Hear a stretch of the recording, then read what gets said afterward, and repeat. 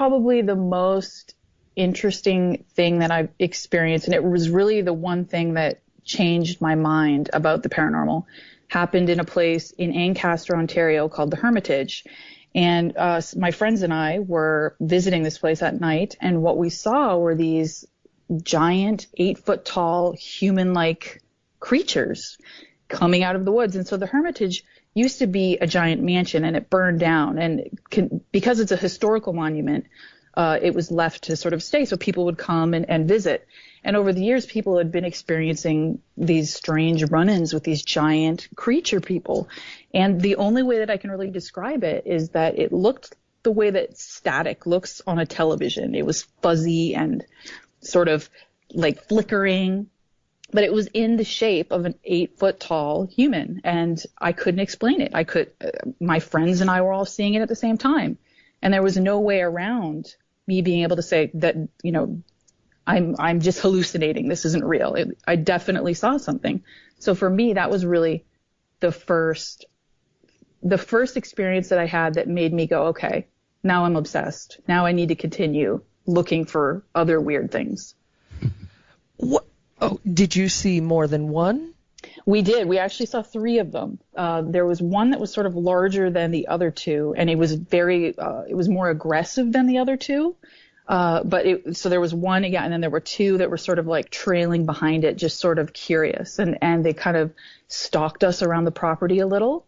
And then after a few minutes, they just dissipated back into the woods, and we didn't see them again. We also ran screaming, which is probably why we didn't see them again. Naturally, of course you would.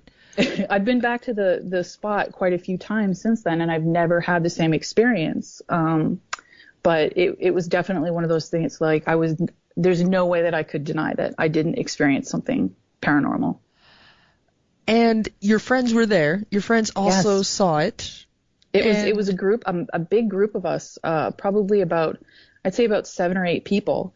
Mm-hmm. So it wasn't even just like one person saw something. There were 7 or 8 people who all witnessed the same thing. So it was an incredible experience. And anybody have a little too much to drink that night? No, no one had been drinking or anything like that. In fact, we had gone with the intent to like actually investigate. So we had our cameras with us. We had everything with us. And in that moment, we were so completely shocked by what we were seeing that our brains didn't even put 2 and 2 together to like pick our cameras up and photograph it or take a video of it or anything like that.